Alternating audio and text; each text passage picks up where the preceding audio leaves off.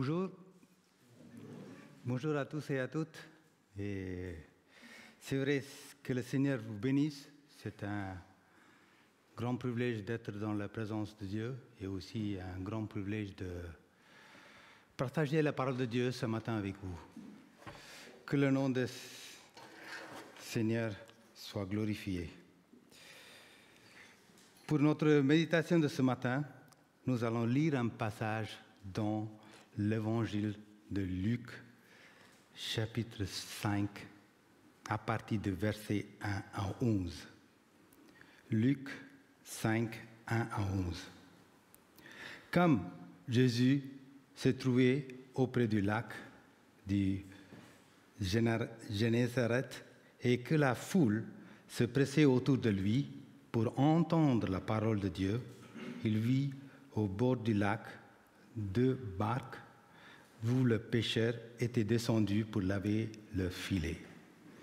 Il monta dans une de ces barques qui était à Simon et il le pria de s'éloigner un peu de terre. Puis il s'assit et de la barque il enseignait la foule. Lorsqu'il eut cessé de parler, il dit à Simon, « Avance en pleine eau et jetez au filet pour pêcher. » Simon lui répondit, « Maître, nous avons travaillé toute la nuit sans rien prendre, mais sur ta parole, je jeterai le filet. » L'ayant jeté, ils prirent une grande quantité de poissons et leur filet se rompait. Ils firent signe à leurs compagnons qui étaient dans l'autre barque de venir les aider. Ils vinrent et ils remplirent les 2 barques, et au point qu'elles s'enfonçaient. Quand il vit cela, Simon-Pierre tomba aux genoux de Jésus et dit, « Seigneur, retire-toi de moi, parce que je suis un homme pécheur. » Car épouvante l'avait saisi, lui et tous ceux qui étaient avec lui, à cause de la pêche qu'ils avaient faite. Il en était de même de Jacques et de Jean, fils de Zébédée, les associés de Simon. Alors Jésus dit à Simon, « Ne crains point. Désormais tu seras pêcheur d'hommes. » Et ayant ramené les barques à terre, ils laissèrent tout et le suivirent. Ici, le thème de ce matin est suivre Jésus au quotidien. Quand Jésus est monté dans son bateau, c'est-à-dire dans le bateau de Pierre, Pierre n'a pas réalisé qu'il était sur le point d'être mesuré, sur le point d'être testé. Vous et moi, qui lisons cette histoire, nous aussi, nous sommes mesurés. Nous aussi, nous sommes testés par Dieu. Dans la Bible, il y a aussi d'autres personnes qui ont été testées, qui ont été mesurées par Dieu. Quand on prend la vie de Moïse, Moïse a pris soin d'un peuple lorsque Dieu l'a testé pour délivrer Israël de l'esclavage. C'est pareil dans la vie de David. Dieu a envoyé un lion, Dieu a envoyé un ours pour menacer le troupeau de David lorsqu'il a mesuré pour la tâche de tuer un géant. C'est pareil dans la vie de Rebecca. Rebecca a donné à boire à un étranger et à ses chameaux. Mais ensuite, elle a découvert qu'elle a été aussi testée, mesurée, jugée pour être la femme d'Isaac. Donc, le thème de ce matin, suivre Jésus au quotidien, c'est-à-dire comment suivre Jésus jusqu'au bout. Ce thème ce n'est pas une recette. En cuisine, vous savez très bien, pour suivre une recette, on rassemble différents ingrédients, on le met en œuvre comme il est indiqué, bien sûr, dans la recette, on obtient un résultat. Et lorsqu'on reprend cette même recette, on obtient toujours le même résultat. Ce qui m'inquiète aujourd'hui dans les églises, quelques-uns sont à la recherche des recettes spirituelles pour voir accomplir certaines choses dans leur vie. Ils sont totalement désespérés, ils sont totalement frustrés lorsque une recette a été appliquée et qu'elle n'a pas fonctionné. Chers amis, j'aimerais bien vous rappeler ce matin la vie chrétienne. Ce n'est pas une vie de recettes. Avec les éléments que l'on assemble pour obtenir un résultat. Donc c'est quoi une vie chrétienne? Une vie chrétienne est une relation profonde, est une relation personnelle avec Dieu. Ce matin, je veux mettre en évidence les éléments indispensables pour qu'un miracle prenne place. Non pas comme un automatisme, mais comme une condition le rendant possible.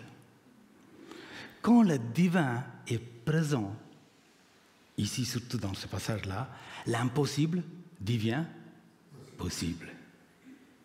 Peu importe ce soit pendant des noces ou dans une barque au sein de la tempête ou au bord d'un chemin où un aveugle crie.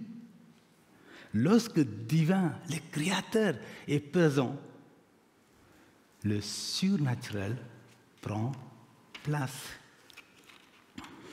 En prenant en considération ce que dit Paul, nous voyons ici que nous devrions répondre au moins à 4 questions. Et nos réponses nous révéleront comment nous sommes préparés à suivre Jésus-Christ. Donc notre première question ici, comment je réponds face à la frustration? Comment je réponds face à l'échec? Vous savez, Pierre et ses amis ont voyagé beaucoup avec Jésus en Galilée, en Samarie, et aussi ils ont visité Jérusalem avec lui. Mais leur relation avec Jésus-Christ était quelque peu décontractée. Ils apprenaient à le connaître. Nous avons l'impression qu'ils sont rentrés chez eux de temps en temps pour leur travail et ensuite ils sont revenus pour être avec Jésus. Mais ici, dans ce passage-là, le jour est arrivé où Jésus a vu qu'ils étaient prêts à tout abandonner et le suivre. C'était le temps d'engagement. L'heure est arrivée pour ces 4 pécheurs, Pierre, André, Jacques et Jean, de tout abandonner et suivre Jésus-Christ. Donc ces 4 pécheurs, qu'est-ce qu'ils ont fait? Ils ont péché toute la nuit et n'ont rien trouvé. Ils sont quand même en train de faire quoi? En train de préparer leur filet afin d'y revenir pour pêcher d'autres poissons. Vous savez, moi, je ne suis pas un pêcheur par profession. Mais je sais combien c'est dur de travailler la nuit.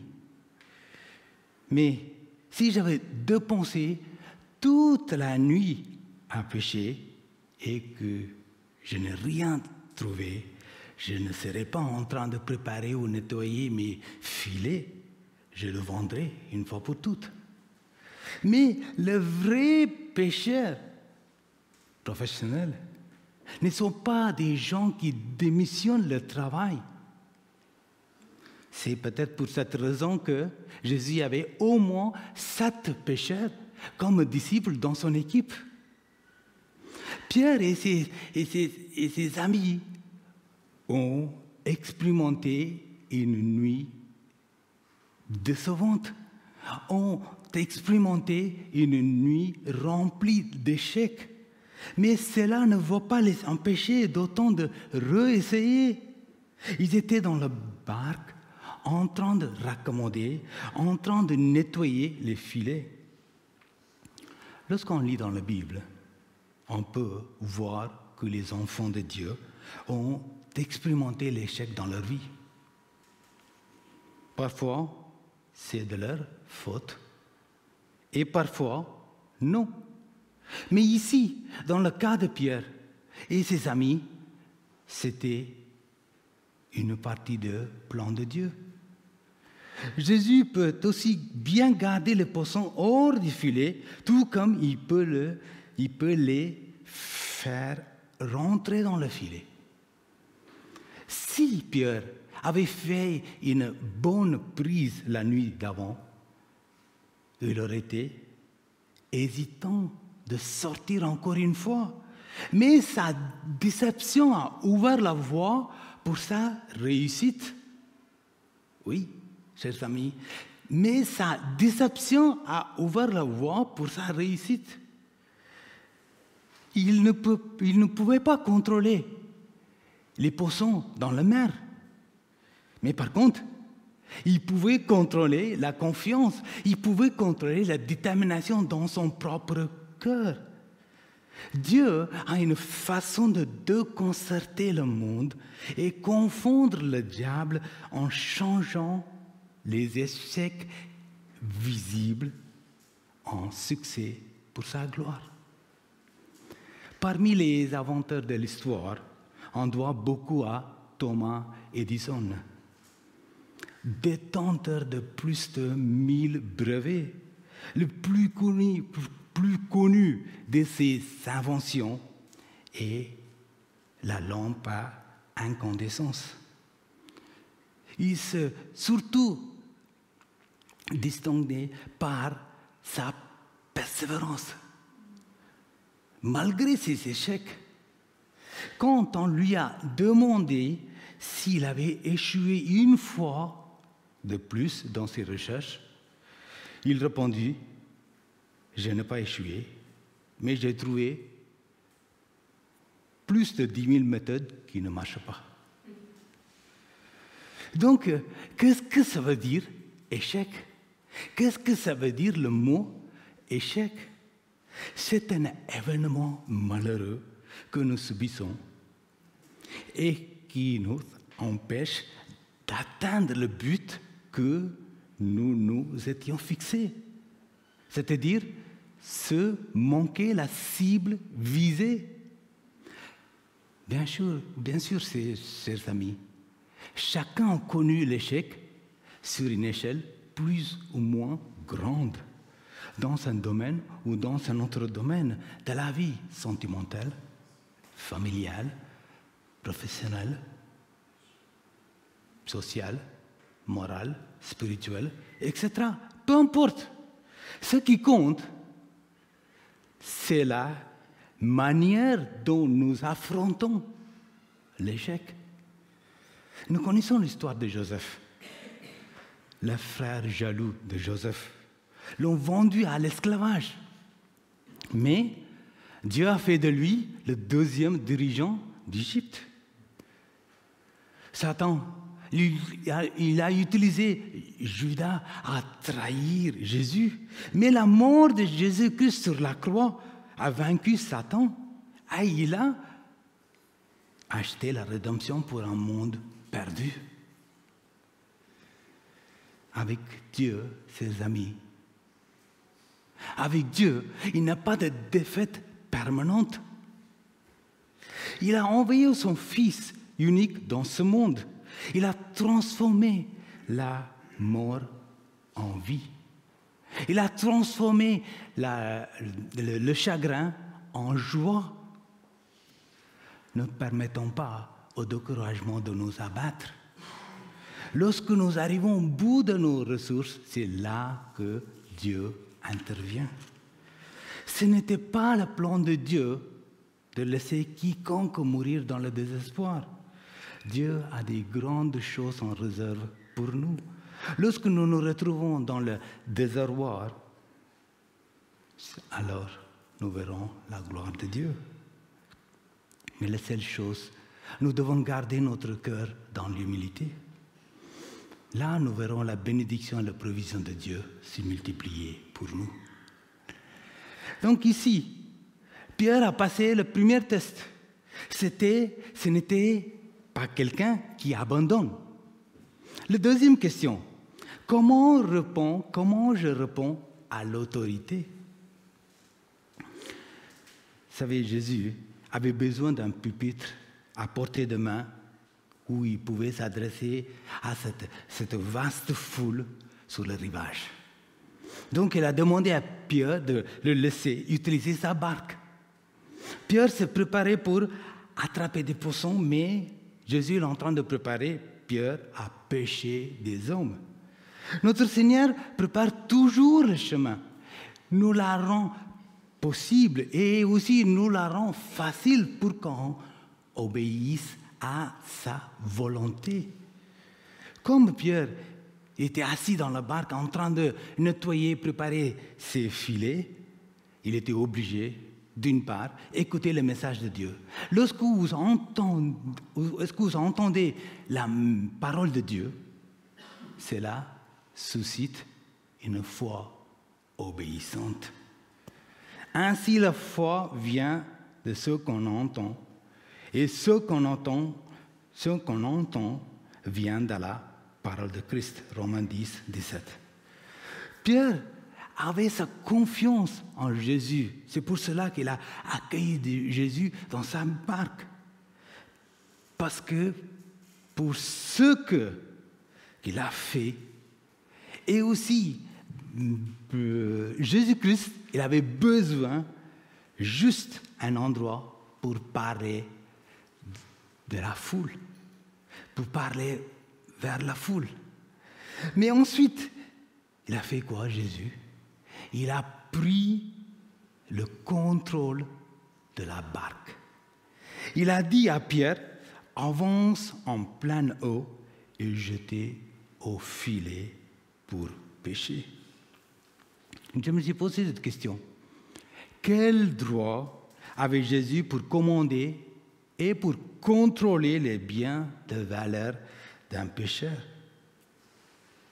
Premièrement, il a demandé juste pour prêter sa barque. Il s'appropriait la barque. Et maintenant, il veut le filet de pêche. Que voudra-t-il après? Bien sûr, il voudra le pêcheur lui-même. Jésus est en train de préparer Pierre à prendre le pas de la foi qui le façonnera. Mais il a aussi envie de prendre le contrôle de sa vie. Peut-être Pierre avait une autre question dans sa tête. Qu'est-ce qu'un charpentier en sait à propos de la pêche?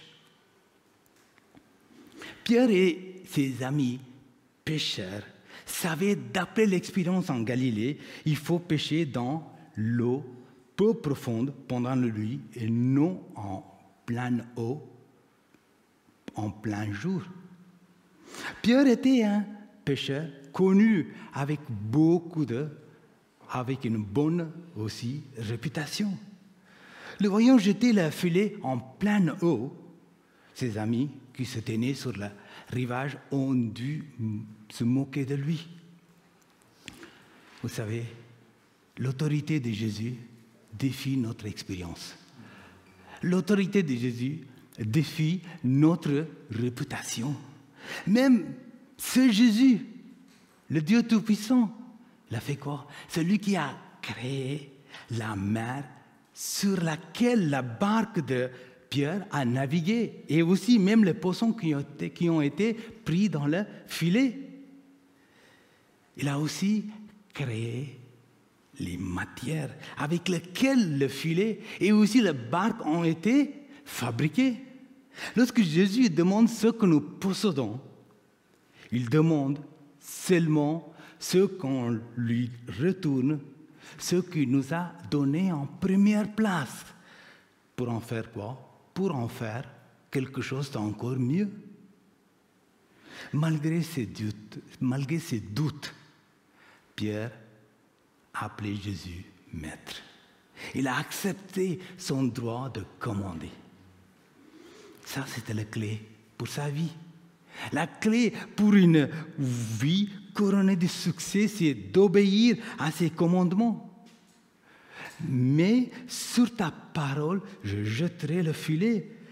Dieu honore la foi. Et la foi est révélée par quoi? Et la foi est révélée par l'obéissance. La foi, c'est d'obéir simplement à Dieu, malgré les sentiments qui sont en nous, malgré les circonstances, malgré les conséquences qui sont devant nous. Donc ici, Pierre a passé le deuxième test. Il s'est soumis à l'autorité et il lui a obéi. La troisième question ici, comment je réponds au succès? Comment je réponds au succès? Pierre et André ont jeté des filets dans la mer et Jésus les a remplis de poissons au point que le filet se rompait. C'est génial. Qu'est-ce qu'il a fait tout de suite, Pierre? Ils ont appelé leurs amis, ils ont appelé Jacques et Jean à venir les aider. Vite, ils ont rempli de 2 barques au point qu'elles s'enfonçaient. Les autres pêcheurs qui étaient sur le rivage ont dû être choqués, ont dû être surpris de voir autant de poissons pêchés en pleine eau et aussi en plein jour. Ce n'était pas normal. Mais comment Pierre a-t-il répondu à un tel succès? Comment Pierre a-t-il répondu à un tel succès? Premièrement, pour commencer, il a partagé avec les autres. Vous savez, Dieu nous bénit afin que nous soyons une source de bénédiction. Dieu dit à Abraham, je te bénirai, tu seras une source de bénédiction. Donc, si ce que nous gardons pour nous, personnellement, d'une façon égoïste, nous le perdrons d'une façon ou une autre. Mais ce qu'on partage avec générosité, nous le gardons avec assurance. Bien sûr, Dieu sait comment distribuer les bénédictions. Vous savez, quand les disciples de Jean-Baptiste lui ont dit que Jésus gagnait beaucoup plus d'âmes que lui, il faut lire ce verset pour comprendre comment il a répondu. Il a répondu en disant qu'un homme ne peut recevoir que ce que lui a été donné du ciel. Il faut qu'il croisse et que je diminue. Il y avait aussi une deuxième réponse de Pierre. Les bénédictions de Dieu ont appris à Pierre à être quoi? À être humble. Il a montré cette humilité, Pierre. Combien il aurait été facile pour Pierre pour crier aux gens qui étaient sur le rivage en disant que regardez-moi, je suis un homme comblé, je suis un homme riche. Mais au lieu de faire cela, il a dit quoi? Il a tombé aux genoux de Jésus, il a dit, Seigneur, retire-toi de moi, parce que je suis un homme pécheur. Lorsque le succès nous rend humbles, l'échec ne nous écrasera pas. Si le succès nous rend orgueilleux, qu'est-ce qui se passe? L'échec nous découragera. Et aussi nous pourra peut-être nous détruire. Vous savez, ce qui est triste, c'est de voir des starifications des responsables spirituels dans certains pays. On arrive dans des grandes voitures, on arrive dans des jets privés, il y a même quelqu'un pour porter la bouteille d'eau, on ouvre les portes pour eux comme ils étaient des manchots, qu'ils n'arrivent plus à ouvrir les portes. Je suis triste de voir aujourd'hui tout ça, c'est pas trop en France, mais dans certains pays. Finalement, on voit un peuple de Dieu qui se comporte comme des stars du monde. Il y a même des groupes de louanges. Oui, lorsque celui que tout le monde connaît arrive, tout le monde fait une immense ovation. Chers amis, laissons le maître être. Laissons le maître à être le maître. Et que nous descendons de piédestal. Si nous sommes là aujourd'hui, c'est que nous sommes justement au bénéfice de sa grâce. C'est vrai. Lorsqu'on voit dans la Bible, beaucoup de disciples de Dieu, beaucoup de gens dans la Bible ont été ruinés par le succès que par l'échec. Après tout, lorsque nos cœurs sont en accord avec Dieu, alors sa bonté, alors sa gentillesse nous pousse à la repentance. Là aussi, il y a une attitude, un caractère proche de Dieu. Si nous avons un caractère, une attitude proche de Dieu, le succès apporte l'humilité. Ici, la déclaration de Pierre était bien et aussi moins bien. C'était quoi la déclaration? Seigneur, retire-toi de moi parce que je suis un homme pécheur. C'est vrai, il est un homme pécheur comme nous. Mais Jésus n'avait pas le plan pour partir. Ce plan était tout le contraire. Il était sur le point d'appeler Pierre et ses amis de le suivre et de rester avec lui toute sa vie. Peu importe ce que Pierre a dit, je pense que Pierre est en train de dire quelque chose qu'il n'arrivait pas à exprimer bien comme il faut. Il avait une bonne attitude, bien sûr, mais il a mal parlé. J'ai l'impression, pourquoi? Parce qu'au lieu de dire « je suis un pécheur, mais reste avec moi », il a dit « je suis un pécheur, retire-toi de moi ». Vous savez, il n'avait pas compris pour quel but Jésus est venu. Il est venu pour sauver les pécheurs dans ce monde.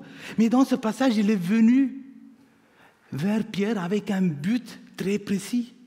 C'est-à-dire pour préparer Pierre à être pêcheur d'hommes.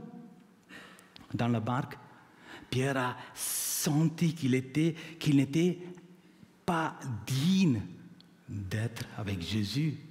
Et encore moins de recevoir sa bonté.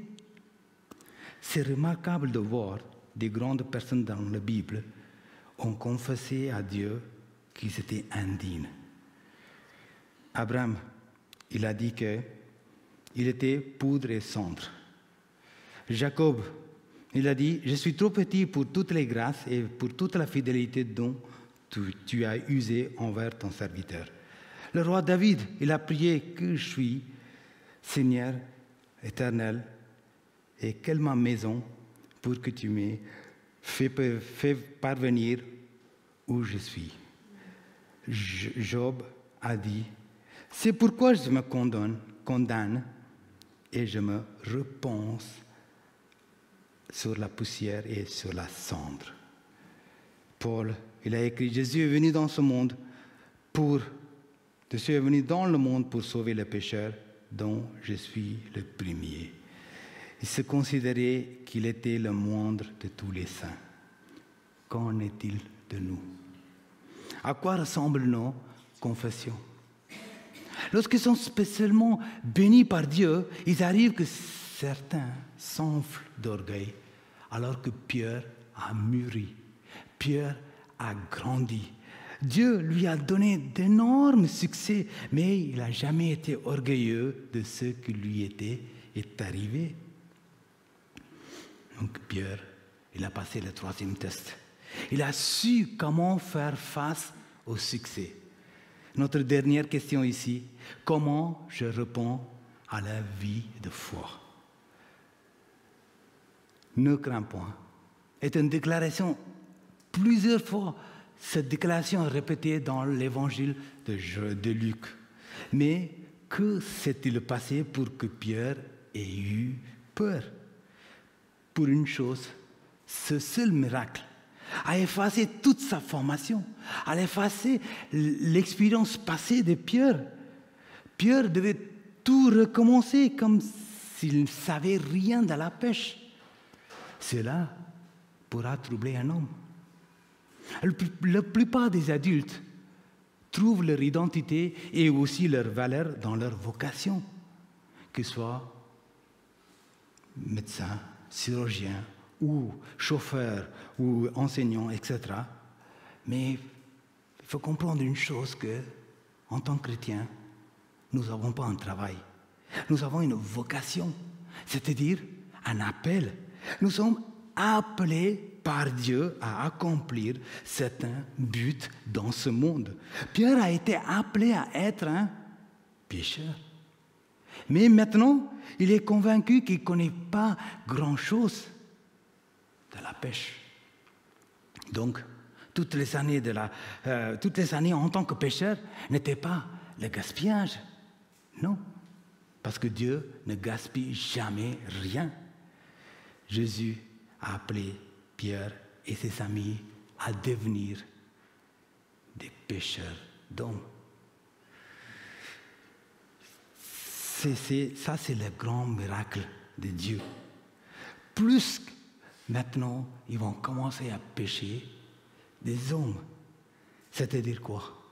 C'est-à-dire que ça, c'est très bien, joliment dit par un philosophe grec, qu'il a utilisé cette image pour décrire attraper les disciples en jetant le filet de la vérité. C'est vrai, ces 4 pêcheurs, Pierre, André, Jacques et Jean, ils pêchaient des poissons vivants dans leur filet, mais après les poissons murés. Ça, c'était avant. Maintenant, ils pêcheront les poissons morts, c'est-à-dire les pêcheurs morts, dans le filet de la bonne nouvelle, et ces poissons-là recevront la vie éternelle. Ça, c'est génial. Ça, c'est des grands miracles. Plus le filet est grand, plus il a la possibilité de pêcher des bons et des mauvais poissons. Jésus les a appelés à une vie de foi. La vie de foi signifie quoi? La vie de foi signifie suivre Jésus-Christ. C'est-à-dire, Jésus-Christ, il va devant nous et prépare notre chemin. Il prépare aussi des ouvriers en donnant à chacun une tâche, en donnant à chacun une mission. La vie de foi n'est pas un bond dans l'obscurité. Parce que nous suivons qui? Nous suivons celui qui est la lumière du monde. Donc ici, Pierre, il a passé le 4e test. Il a tout abandonné. Il a suivi Jésus-Christ. Donc nous avons vu 4 questions ce matin. Comment je réponds face à la frustration? Comment je réponds face à l'échec? Comment je réponds à l'autorité? Comment je réponds au succès? Comment je réponds à la vie de foi? Pierre se soumit à l'autorité de Dieu. Il a tout abandonné, il a suivi Jésus. Quelle est notre réponse, chers amis, ce matin? Comment est notre relation avec Dieu? Nos réponses nous révéleront comment nous sommes préparés à suivre Jésus-Christ. La foi, c'est une question de confiance. La foi, c'est d'obéir Dieu malgré les doutes, malgré les circonstances, malgré les sentiments. Pierre a pris le pas de la foi. Donc, si on doit suivre Dieu, il faut apprendre à le connaître. Là, nous vivrons des choses extraordinaires. Sur ta parole, je jeterai le filet. Dieu honore la foi. Et la foi est révélée par l'obéissance. Dieu attend une obéissance spontanée comme celle de Pierre. La parole de Dieu est puissante. Et il suffit de croire, mais croire sans douter. Pierre a cru en Dieu. Et Dieu a récompensé sa foi. Donc ce matin, Jésus appelle à tous ses enfants à le suivre. à trouver une vie de confiance, une vie de détermination, une vie de satisfaction. Ce n'est pas une expérience de faire la vie, mais faire une vie. Paul, il a confessé ouvertement, apôtre Paul, il a confessé ouvertement en disant que par la grâce de Dieu, je suis ce que je suis.